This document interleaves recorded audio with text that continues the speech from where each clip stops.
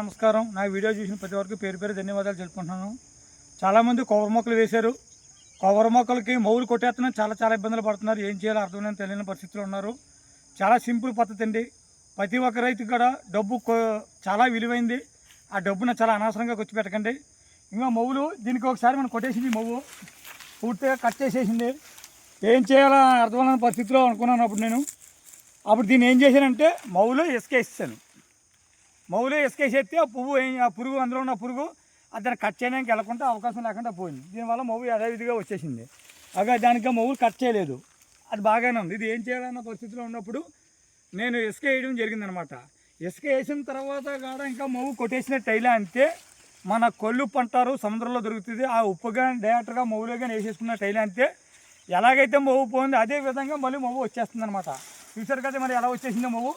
ఇగో దీన్ని కట్ చేసేసింది, మవ్వు శుభ్రంగా పోయింది.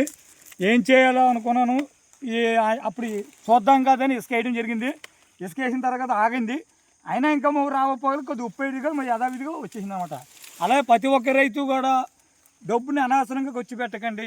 నా వీడియోలో ఖచ్చితంగా మీరు చూసినా అంటే మీరు లబ్ధి పొందుతారు. సెలవు తీసుకుంటున్నాను.